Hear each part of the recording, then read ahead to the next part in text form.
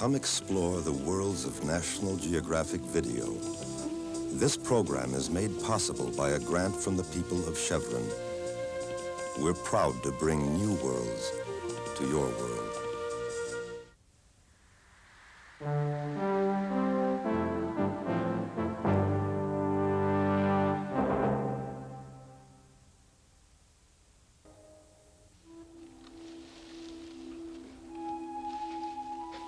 At birth, in the darkness of winter, it weighs only a pound. In adulthood, it is one of the most admired and feared animals in North America.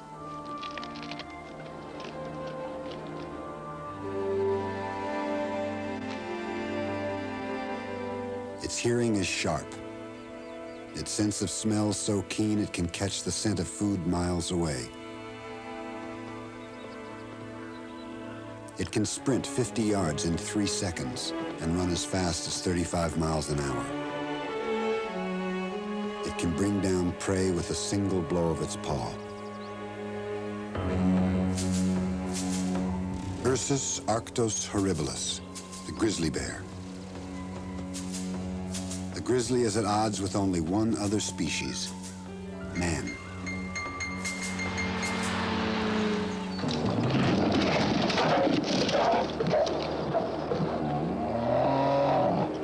I could feel the flesh ripping. I could hear that, the sound, the typical sound you hear in television or something. But I didn't feel any pain. I didn't feel anything at all, really. Adversary, trophy, monster. It might seem that bear and man are at war. Yet today, as they study the great beast, humans find themselves the reluctant stewards of a threatened species.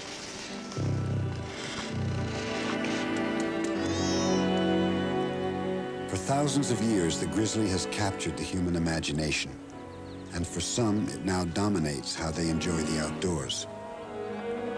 In the same way, humans dominate the bear's future, deciding where and how it will live. Until now, the great bear has thrived in folktale, legend, and wilderness. Today, the grizzly survives only by man's consent.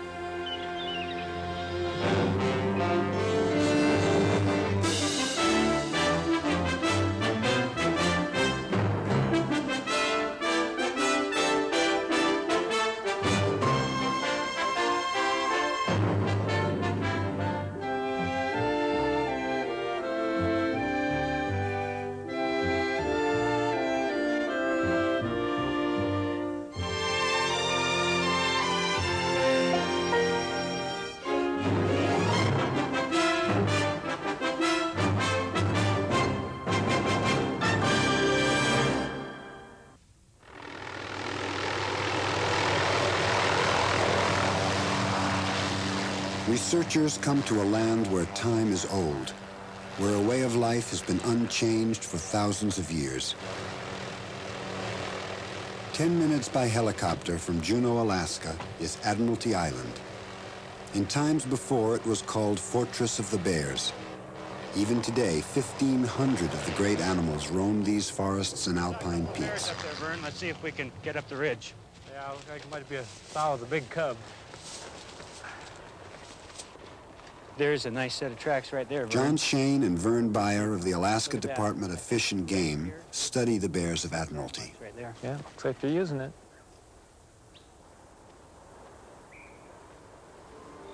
Along a ridge, they follow the path worn deep into the tundra by generations of bears traversing the peaks, each walking precisely in the steps of the one that went before. Shane and Beyer are searching for a secret and hidden place, the den where a bear spends the winter. Radio tracking information leads them to a rock cave high on a cliff. Beauty, Vern. Nice cave. Here, one of their study animals hibernated with her 2-yearling cubs. Fantastic. Look at that. Beautiful. What a view. Look. The family is now grazing on the tidal flats below, and the cave will remain empty until another bear comes looking for a winter home. the researchers enter a world few humans ever see. Last time they nested right there, it looks like. Yeah, looks like they mean that. Yeah. So there was number 64 and her 2 yearling cubs. This cave has been used by bears for centuries. Look at the ceiling. Look at all the hair. Yeah. It's pretty smoothly rubbed. Look at that. That's more than we've seen in a while. Look at the hair on it, too. Look at all the hair in that moss. The insulating nest is made of moss, leaves, and branches the bear dragged into the cave. Yeah, just smelling here, you can't smell anything. Yeah, it's really clean. Yeah. In that one spot, you can almost stand up. Oh, yeah, I can. I'm just a little guy. In this dark world, safe from intruders, the female and her 2 yearlings slept half a year, neither eating nor Should eliminating. we get some measurements? They lived entirely on their reserves of body fat. Just put this there like that. That would be... A bear's winter sleep is one of the marvels of biology. Let's take it right about Its here. ability to endure the harsh months of the year is no less amazing today than it was for peoples of the past. 63 centimeters.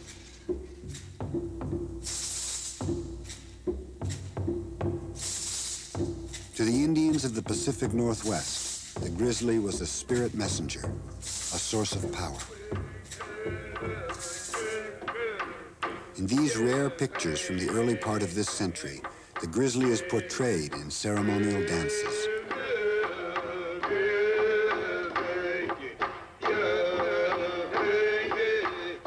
Tribes honored the bear with names such as Elder Brother and Old Man with the Claws.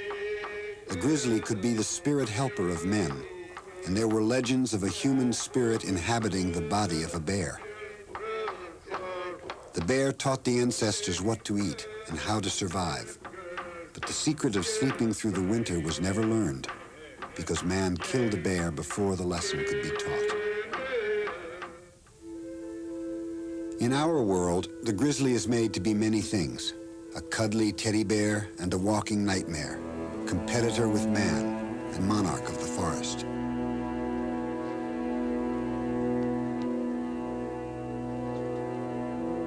From the admiration and scorn heaped upon the bear, the grizzly that emerges for most of us is the one immortalized as a symbol of all that is wild and wilderness.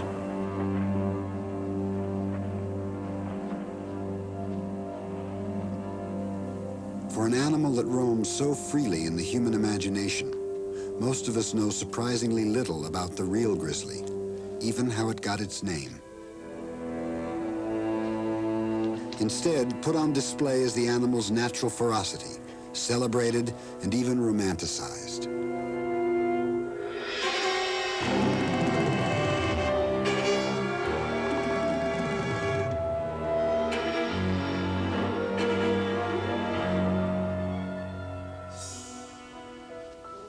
The name grizzly comes from the silver-tipped or gray grizzled appearance some of them have. But the color of the bear's fur can vary widely with age, time of year, or where they live. For a grizzly cub to survive, it must stay with its mother and mimic her every move for at least the first 2 years of its life. The search for food largely determines the bear's range. It can be as small as 10 square miles or more than 1,000.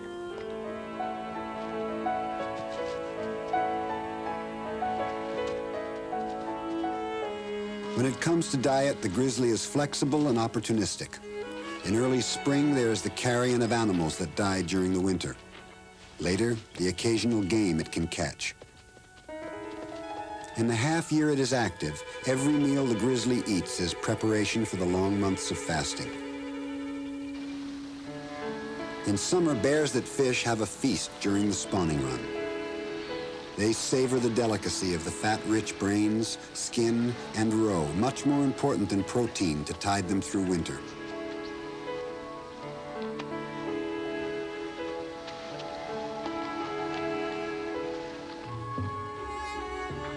Massive shoulder muscles make it a powerful digger. And although equipped with the long claws and great canine teeth of a carnivore, 80% of a grizzly's diet is vegetarian: roots, berries, nuts, and greens. Naturalist John Muir wrote of the grizzly, "To him, almost everything is food except granite."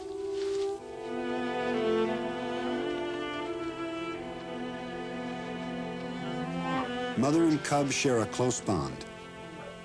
A few siblings continue to feed and play together as young adults, but eventually they drift apart. Once grown, a bear will spend most of its time alone and even fear others of its own kind.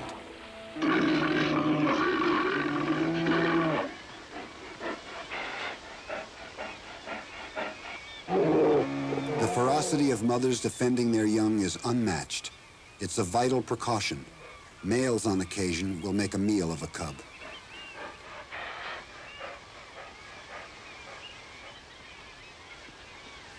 Conflicts over status or food are usually resolved through complex body language and psychological sparring. If that fails, then it may come to blows.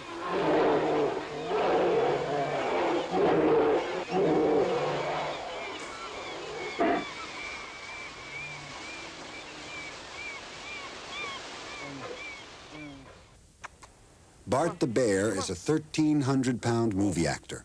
The largest of the great bears, his kind comes from Alaska's Kodiak Island. Bart's partner is animal trainer and stuntman Doug Seuss, who has raised him from a cub. Come here, come here, come here. Good boy. Bart's played all the stock roles, dispatching cavemen, terrorizing pioneers, and wrestling with Indians. Why? Bowing to the needs of Hollywood, he's learned to roar silently. The sound will be dubbed in later. Good boy. Doug's ability to work closely with Bart has given him unique insights to the bear. Strike. If things don't go a bear's way, they go insane. I've seen grizzlies play with a snowball, and the snowball break. The grizzly cannot comprehend that the snowball had the audaciousness to break, and they will go completely insane, retching the side of their face, turning around and biting their back foot in displaced aggression, going insane. And it's just as quick as they eliminate that aggressive behavior, they're on their feet again, and everything's happy-go-lucky. So, you know, the transition between that end of the spectrum and the other is instantaneous. It just goes like this all the time. Good boy. Good boy. Grizzlies are by far the easiest to train, but the hardest to tame. They're always testing. They'll take up with the attitude, pretend. They will actually pretend that they are not doing anything wrong, like a child. Looking off into the distance, maybe they try to grasp control over your particular little territory. You may be standing in 1 square foot, and that is your particular piece of space. And they'll come over to you and they'll try and push you off that particular 1 square foot. But they will do it such that they're just looking over here, that they're not going to come right in like this and push you off the space, you understand? And then when they push you off passively like that, they'll look at you to determine if you caught the infraction. Why? Why? Dressed in Indian costume, Doug prepares a stunt for an upcoming film. Wrestle. Come on, wrestle. No!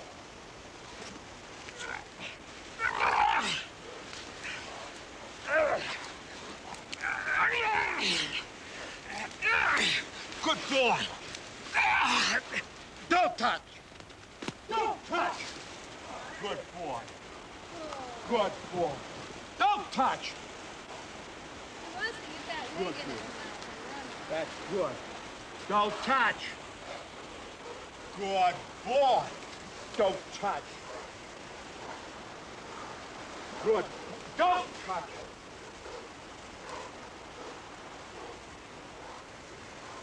Don't touch. Good boy. Oh, good boy. Doug Seuss believes the grizzly is almost as intelligent as the great apes, the opinion of a man whose life depends on understanding how the bear thinks. Good.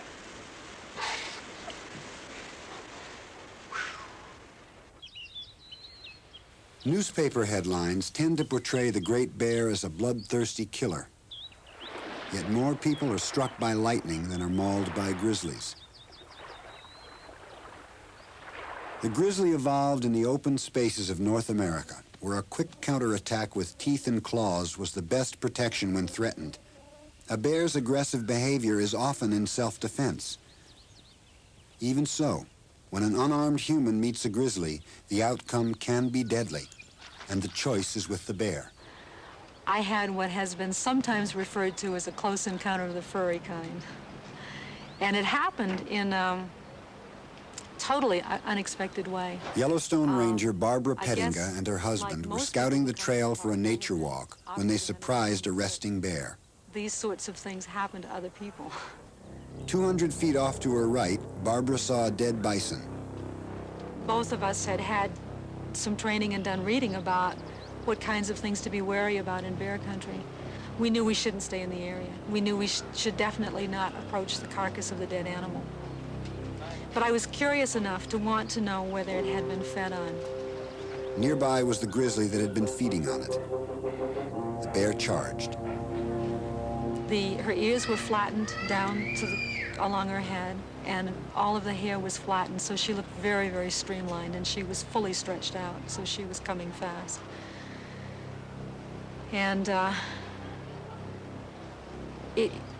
it's a terribly frightening thing to see. It's a real jolt to see something coming like that and knowing that it's happening.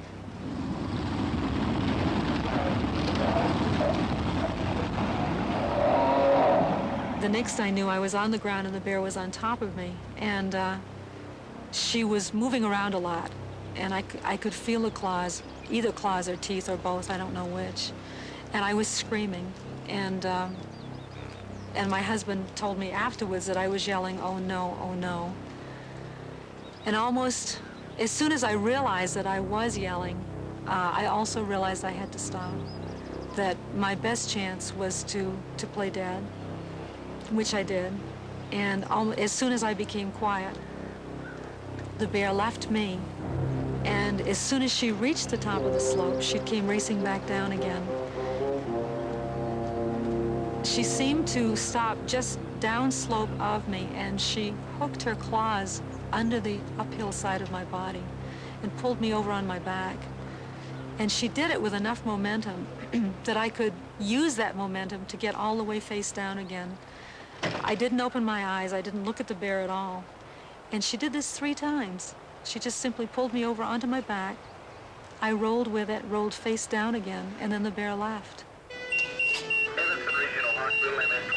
Go ahead, MS-20. This is Evanston Regional. Dr. Steve French is an emergency room physician in Evanston, Wyoming. Where are you hurting now? Not just my leg. Have any problems breathing? Casualties of car wrecks, fights, and accidents are his stock in trade. Does that hurt? He has also attended victims of bear attacks. That hurt down there? No. Were you thrown from the car?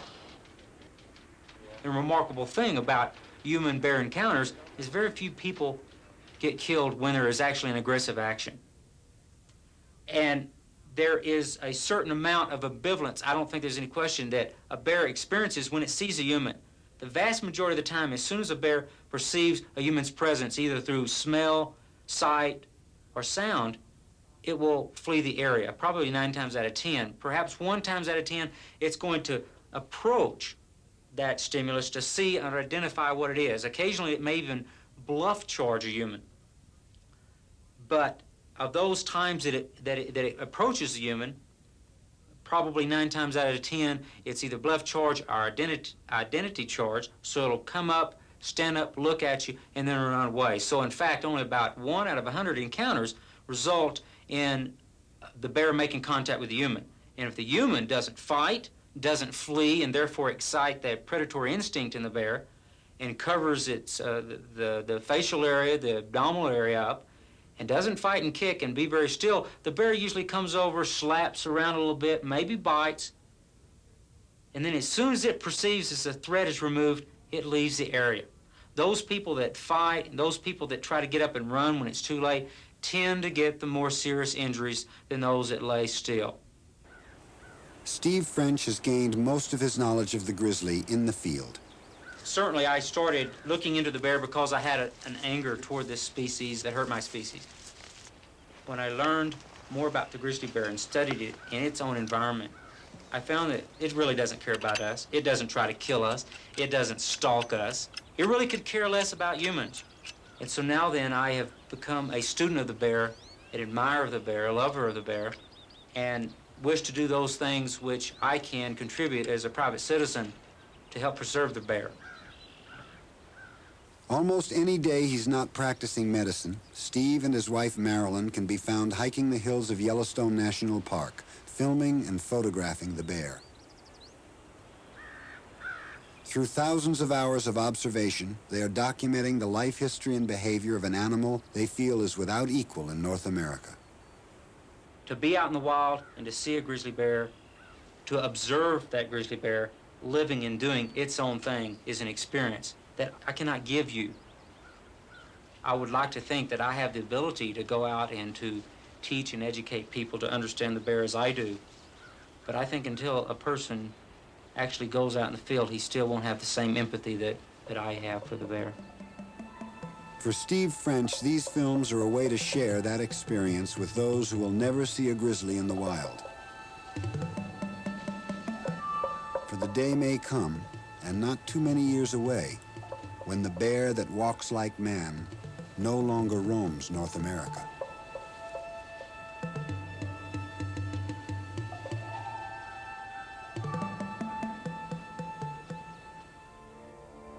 In ancient times, the brown bear was found in North Africa, throughout Europe, and across the whole of Asia. About 50,000 years ago, the ancestors of today's bear crossed a land bridge to North America and spread from the Arctic Ocean to Mexico, from the Pacific to beyond the Mississippi. Over the last century, continually at odds with the civilized world, the bear's domain and numbers have shrunk to some 50,000 in Alaska and Canada, and scarcely 900 left in pockets in the lower 48 states. In the ranchero days of California, there were an estimated 10,000 grizzlies. They were killed in sport as contenders in bear and bullfights.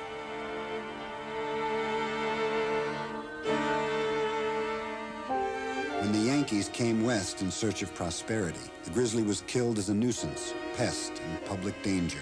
Only in hindsight did we realize the bear was disappearing.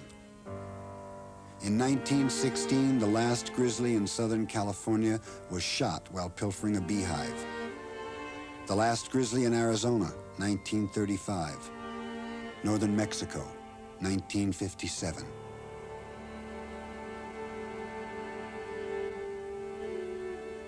Today, the grizzly is found only in wild areas, a few national forests, and a handful of national parks where they are protected. The bears have free range here in Alaska's Katmai National Park. Along the Alaskan coast, the common name for the grizzly is the brown, or brownie, and in a part of Katmai called Brooks Camp, they've become partners in an unusual experiment.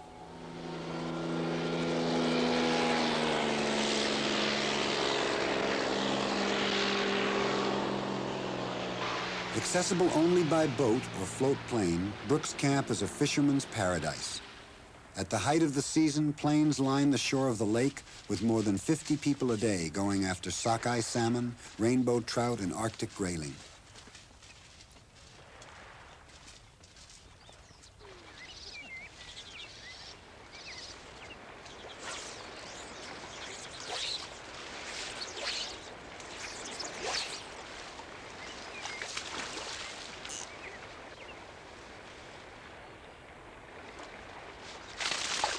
During the same few weeks each summer, the great bears come to feed at the fish-choked river.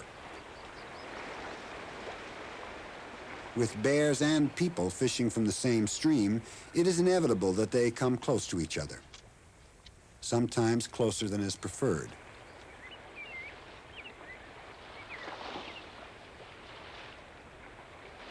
$220, Ryan. $220 on the dock? Okay, if the bear comes much closer, you're gonna have to pull your lines in. Kathy, I just want to let you know that there's a large dark At Brooks Camp, the right-of-way is given to the bear. Let's keep moving back, please. Visitors are instructed in bear etiquette, to call out when they walk through the forest and to keep a minimum distance of 50 yards between them and the animals at all times. Most of them climb right over the bridge. Yeah. If the water was deeper, they might swim under it. One of them went under yesterday.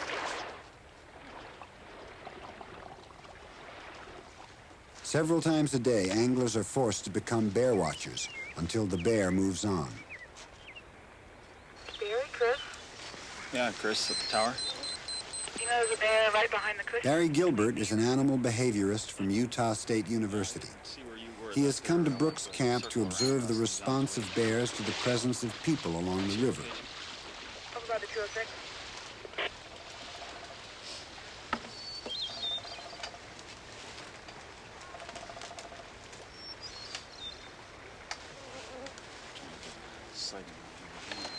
Besides his scientific training, he brings a unique perspective to this project.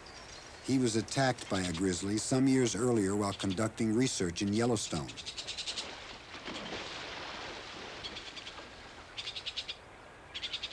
Barry Gilbert, perhaps more than most, can appreciate the specialness of what is happening at Brooks Camp. Contrary to some of the myths about how dangerous bears are, I think we have very few examples where over a long period of time, and I'm thinking of 10 or 20 years, where men and bears have been coming to the same place. Perhaps examples like this at salmon streams are the best ones, that the bears come to learn and transmit to their offspring that this is not a dangerous place to meet people. I've thought that the bears are probably viewing people as just another large mammal, but in some ways not much different than the birds on the shore. If they have no meaning to the bears, they don't harm them, they're not a food source, then the bears largely ignore them, except under those conditions in which they use the people to get access to the food, such as anglers with a fish on, and then the bears can start cueing on what the people are doing and come to associate fish with people, just as they do with garbage and backpack food, and that's when problems begin. Barry, this is Kathy. The efforts of the Bear Patrol are helped by Ranger Kathy Jope, who specializes in bear management. Do you see anything else happening in the oxbow? Not really. The female, the two cubs, just getting mobilized up there in the bank after her hour and a half rest, but that's about it. Okay. Okay, thanks. I'm at the bridge and we had lost sight of it. Yeah. People are starting to move. Thanks.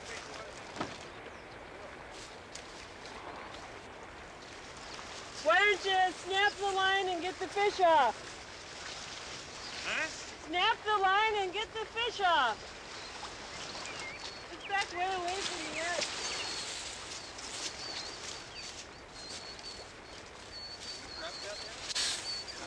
Feels like it.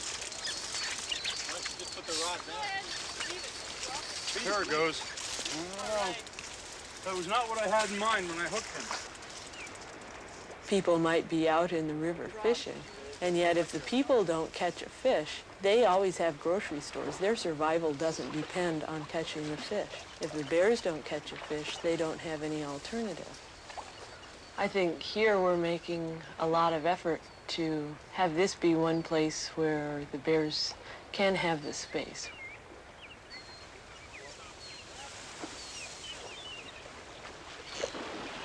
How much is it worth to us to keep bears here?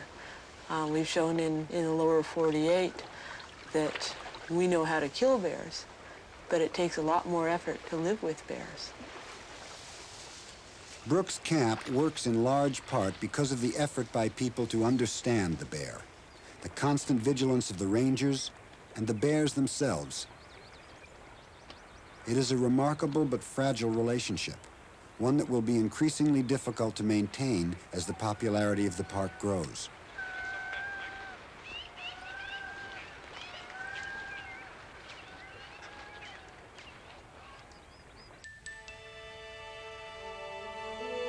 Far to the south of Brooks Camp is a place that embodies the tangled relationship of grizzlies and man. On a high plateau in northwestern Wyoming was created the world's first national park. The establishment of Yellowstone was seen as a commitment to keep the beauty of the land unchanged, to set aside a place where all could come and enjoy that beauty.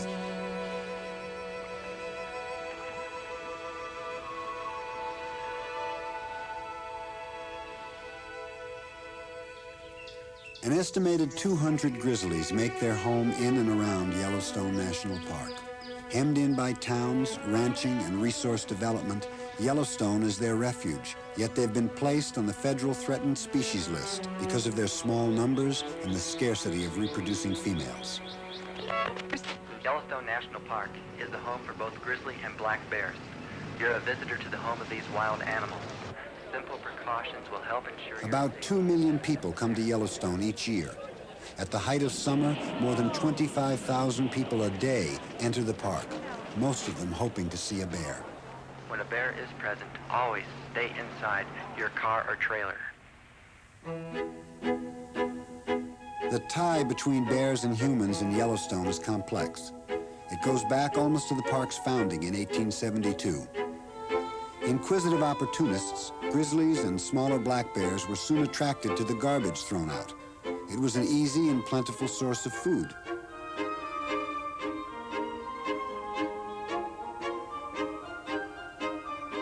Watching the bears soon became a major attraction in Yellowstone.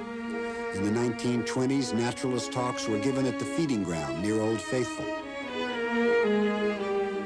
In the 1930s, the canyon area drew hundreds of people every evening to watch the bears dine on garbage from the hotel. But as the bears grew plump, there arose concern about the aesthetics and safety of grizzlies feeding on human garbage, of learning to identify people as a source of food. The grandstands were closed in the 1940s, but the grizzlies still fed at garbage dumps for another 2 decades. By 1968, the Park Service decided to sever the link between people, garbage, and bears once and for all. In a move that caused heated controversy, the dumps were closed. For humans, a management error was corrected. For bears, a major food source was gone. In their search for food elsewhere, an alarming number of grizzlies died at the hands of man.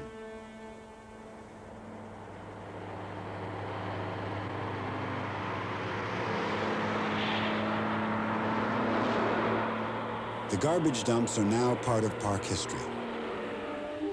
Today, every food scrap, paper plate, and soft drink can is trucked out of Yellowstone.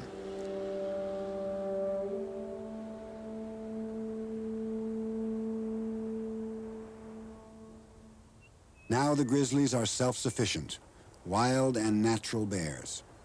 But their future within Yellowstone, and especially on the lands surrounding the park, remains in question.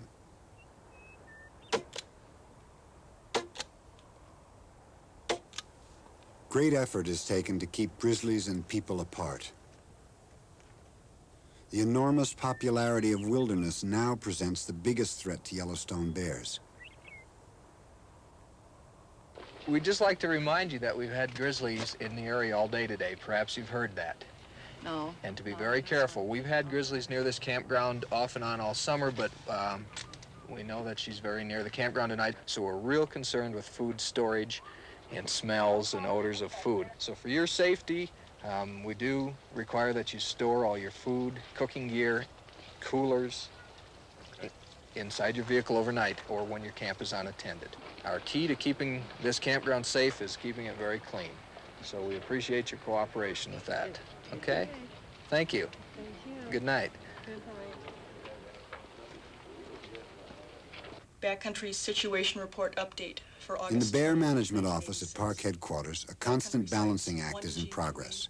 Closing areas of high bear use to people and relocating bears that wander into areas where people have priority. Repeat offenders must sometimes be destroyed. Due to the presence of Bear 59. End of report. She has moved down here to Crockett Ranger Street. Gary Brown and his staff carry the responsibility of monitoring the bears. She's already back here on the divide. Bear See, management can probably Bear- just beeline home. No. Okay, Bear 50 was moved, what, a week ago? The bear loses when there's a conflict with people. We as a society are dominant. And if we have a conflict with the bear, then if down the line, the bear will be the loser. So we have to give a little bit on our part and allow the bear some space, some tranquility at certain times, so it's not pushed into a conflict situation with people. What do you think about Bear 50's future? Do you think she's a candidate for removal? No, I would think a candidate for relocation. Bears that come close to the road become the instant highlight of many vacations. But many people equate closeness with tameness. Bear 59 was considered a good bear by park rangers. She came close to where people were, but tolerated their presence. A few weeks after these pictures were taken, however, an amateur photographer followed and approached 59. She attacked, and in the encounter, the man was killed.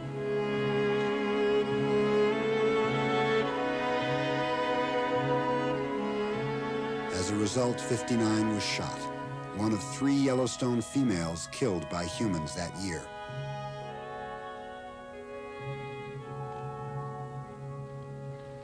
That's a good fit. Ironically, the beleaguered Yellowstone bears have provided the greatest information about grizzlies. In the 1960s, the first radio tracking of bears in the wild was part of a comprehensive study led by scientists John and Frank Craighead.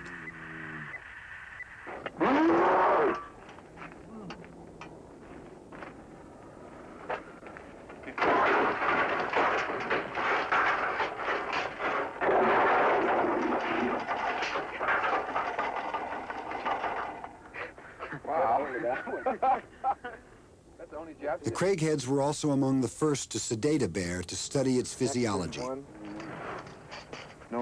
They were the first to learn that although the blood of the bear is high in cholesterol, it does not suffer from heart disease. Its milk is rich, 1/3 of it fat. Grizzlies may live into their mid-20s, and some to 30. Each part of the Craighead study was new and often hazardous. With the bear's safety in mind, they had to experiment with the minimum dose of drug that would immobilize the animal until their work was done.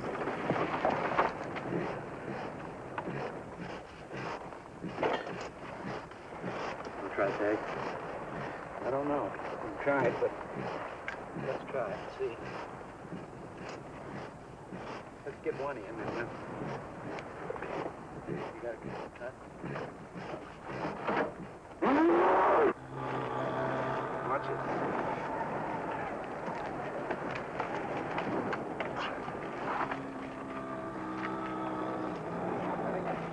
Watch it, you.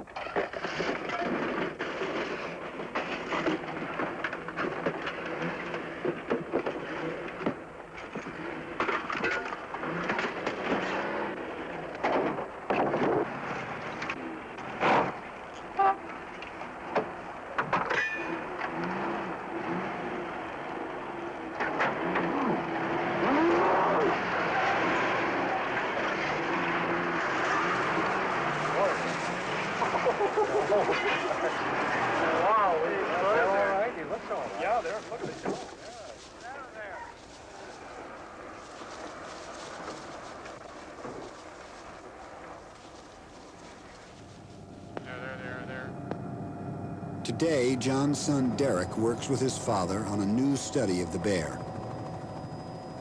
Just beyond the Arctic Circle in northern Alaska, Derek's team spots a grizzly that will be the first to be fitted with a very special radio collar. You want to make a pass at it first? Okay, just make one quick pass.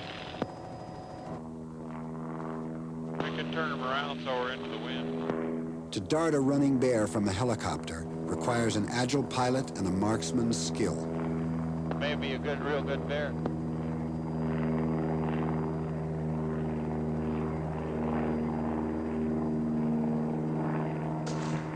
That's a hit.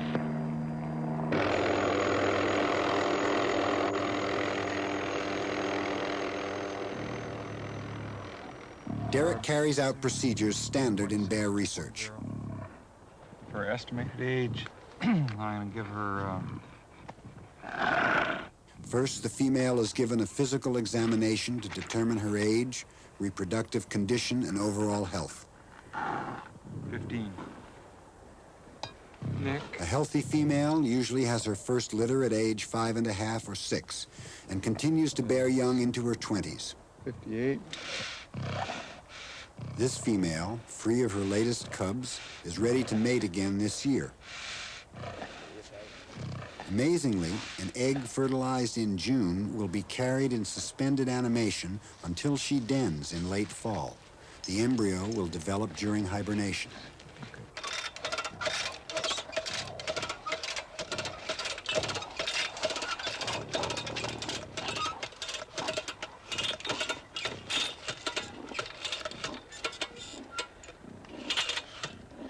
Free? Yeah. It's 240. 240?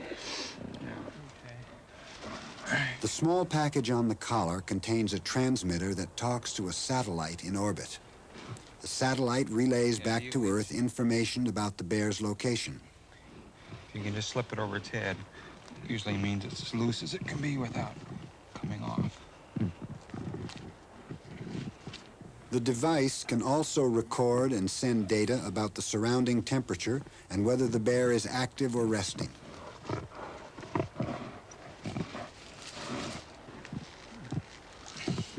I think that'll probably do it.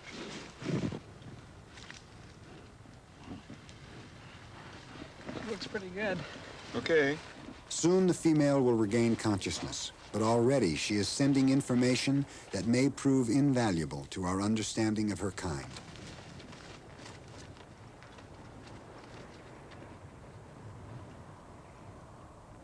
Satellite information is received at the Craigheads Research Center in Missoula, Montana. On those grizzlies. Okay.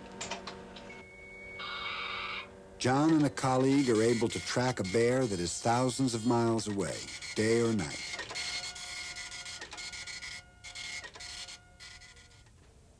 Puts the bear right there. It's in that shrub tundra. She's been in that a lot. Sure has. About 20% of our observations. The brightly colored map is a comprehensive record of the types of vegetation and plant foods found throughout the study area in Alaska. And this summarizes the locations. It, too, has been assembled with the help of satellite information. Boy, you've been busy plotting, haven't you? She's using this area a lot. That's definitely a center of activity, and it's got a lot of habitat types in there, and she's probably finding a wide range of food. You know, there was about 3 weeks where she stayed within about a 50 square kilometer area across the Squirrel River, reaching the Cayana Hills, and then she... Craighead and his team can study the animal's range and use of habitat in a way that was never before possible. Better understanding the bear's needs will help answer part of a pressing question. Can man and bear coexist? And if not, where will the grizzly be allowed to survive? A really good concept of how these bears use their habitat. Beyond the Arctic Circle, on the northern slope of Alaska's Brooks Range, is a vast land of magnificent desolation. As yet, no humans live here, and man has little impact on this part of North America. Life comes to this region but for a few brief months a year, the home of the Arctic grizzly. The beacon of a radio collar leads researchers to the remains of a female killed by a male. It is a harsh land, and sometimes the grizzly will turn on its own kind for nourishment. There it is right there. Harry Reynolds and John Hechtel of Alaska's Department of Fish and Game saw the male over her body during a scouting flight. Some ribs and piece of the esophagus, piece of the esophagus. Now they return for field work. Looks like collar's in good shape. No problems with it. He hasn't bitten into it. No? There's a few There's bite a marks. few bite marks there. Huh. Hmm.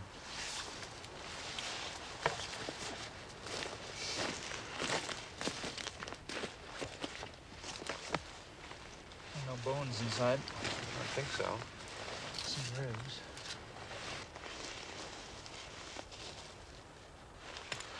Where's the head end there? I think that's the head in there.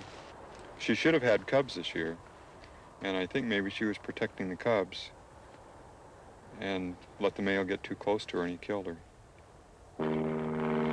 Reynolds prefers not to handle cubs, but a radio collar on a female with young must be replaced. First, the mother is darted. The cubs are caught by hand.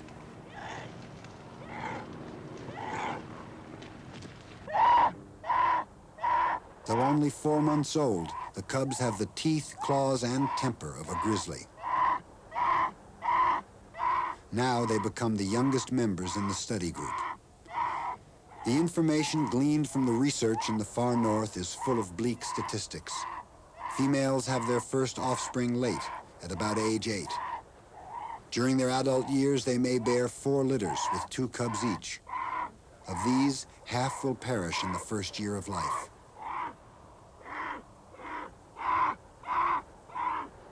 The collar change complete, the cubs are returned to their mother's side. This is the 4th litter for this female. Only one of her previous cubs is known to have lived into its 2nd summer. Okay, we'll put you right next to your mama.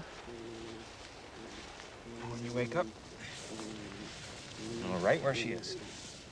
One of these cubs will probably not be with her in the coming spring.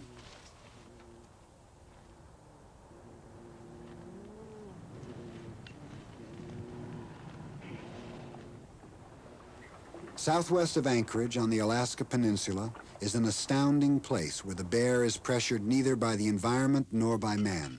So I was going to take the group up today, and you could come up and get the folks that had to leave early if you wanted. Okay, sounds good. Larry Miller and Polly Hessing supervise visitors to the McNeil River State Game Sanctuary, the only place in North America where people must have a permit just to see grizzly bears. Tolerant. Yeah. Yet you don't recognize her. I think she's pretty good, but, you know, watch her. Okay. I guess I better hit the road. Let's go. You're the leader. During July and August, Larry leads up to 10 people a day on a 1.5-mile hike to witness one of the wonders of this earth.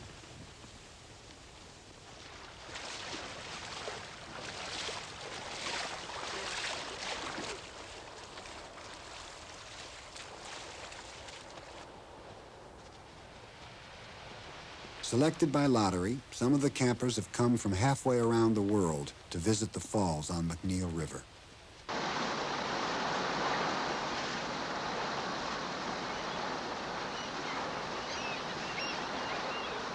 The bear is considered to be a loner, to be edgy and intolerant of even being in the presence of other bears. But at McNeil River, as many as 60 bears at a time come to the falls to fish.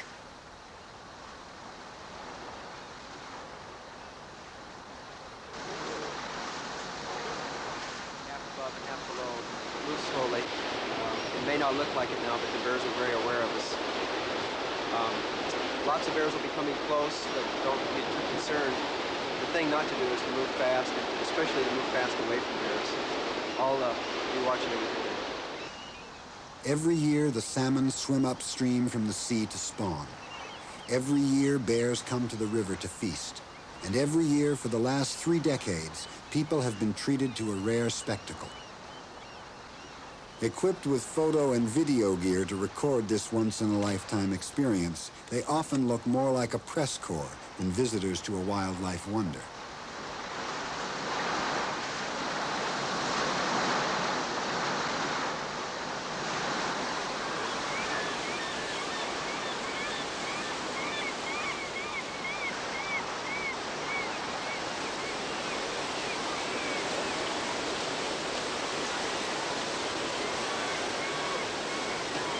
But there's much more to do here than take pictures of bears catching salmon. In a proximity that would be folly anywhere else, people can observe bears being bears, the social structure at a midsummer's fishing camp. The white-flecked mouth is a sign of stress, but the bears overcome their innate wariness to venture near one another and, surprisingly, near people. Human behavior here is predictable. Every day, the same number of people arrive at the same time and stay confined to the gravel viewing pad. There is no physical barrier to keep grizzlies and people apart. With bears all around, the viewer feels like part of the landscape, almost invisible.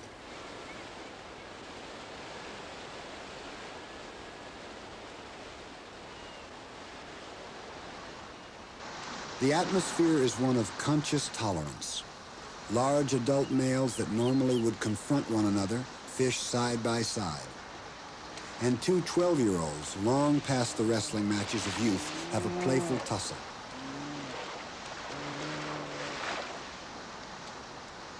One explanation is the enormous amount of food. The time at McNeil is the nutritional highlight of each bear's season.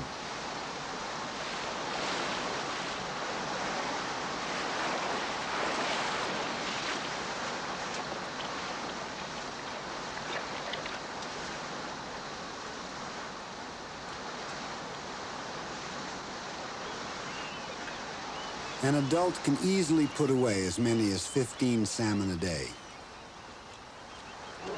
Those not accomplished at fishing can cultivate the art of fish stealing.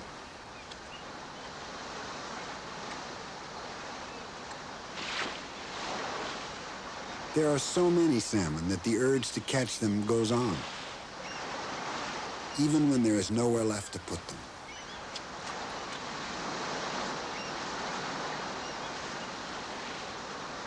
The bears at McNeil River are regulars, and many are known by name. 14-year-old Flashman, sated on Salmon Row. Patchbutt earned his name as a cub, but now his broken jaw sets him apart. Little Dark Monkey Face. Ms. Mouse with a sprained paw. 15-year-old Chaser, one of the largest males and in his prime. And Romeo, who has seen better days. That bear out there, the light-colored one, is called Romeo. He's one of the older males around. This year when he came in, he was real thin, rather decrepit, slow-moving. He's getting fish. He's doing okay. He's putting on weight. But he's getting up to the point where one of these seasons he's not going to show up again. Lanky, a 22-year-old female, fishes with her cub. Her style of snagging salmon has been copied by another offspring, Teeny. That business of spreading the hind legs and leaning way out and using the forepaw to test the water is common to both bears. Whether that's learned behavior or what Teeny observed Lanky doing, or if it's somehow genetically coded for him to fish that way, I don't know. It is known that cubs learn much of their behavior by watching their mothers, including what to eat and how to eat it. 8 summers before, Lanky brought Teeny to the falls for the first time. Now Teeny comes to the falls with 2 cubs of her own and fishes in precisely the same spot and in precisely the same way.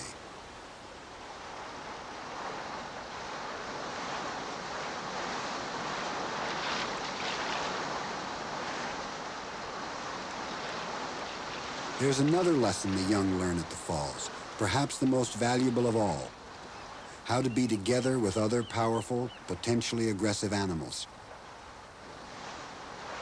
There is enough food and space for everyone, and for the benefit of all, the bears have adapted to share it. Those who witness the village of bears during the weeks of summer at McNeil River are given a rare and precious glimpse of another species. It is probably the closest any human beings will come to entering the world of the bear.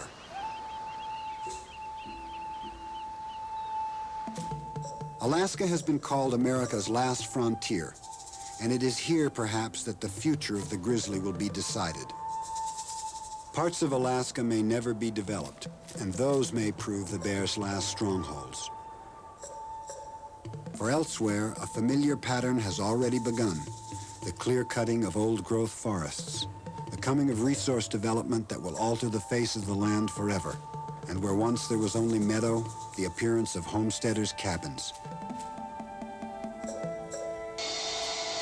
Until now, the coming of men with machines has meant the disappearance of wilderness, and with it, the grizzly, Only its name has remained.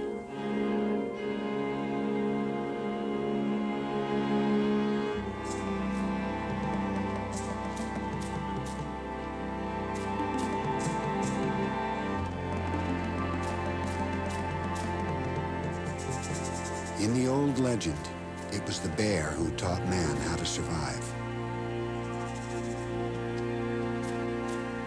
In this changing world, it now seems that the secret of how the grizzly will survive is known only to humans.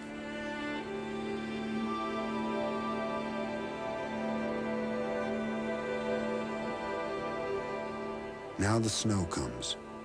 Autumn is done, and the bear goes to its winter's sleep as it has for thousands of years, as it will next year, and the year after, if man wishes it so.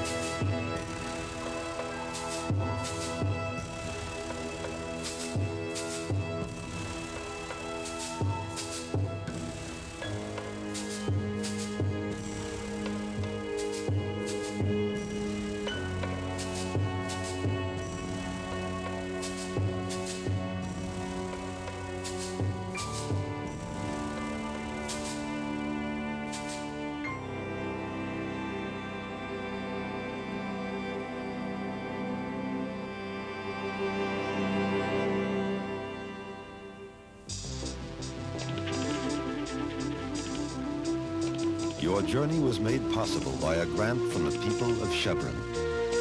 We're proud to bring you television that brings new worlds to your world. Coming soon from National Geographic Video. Witness the incredible.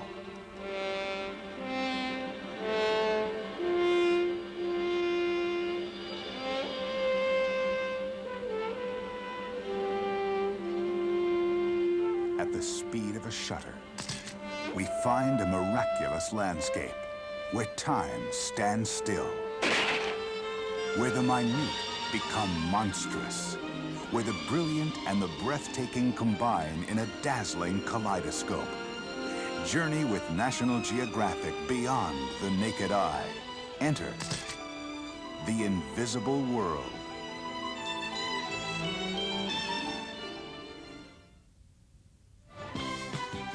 National Geographic Video, undeniably collectible and affordably priced, only from Vestron Video.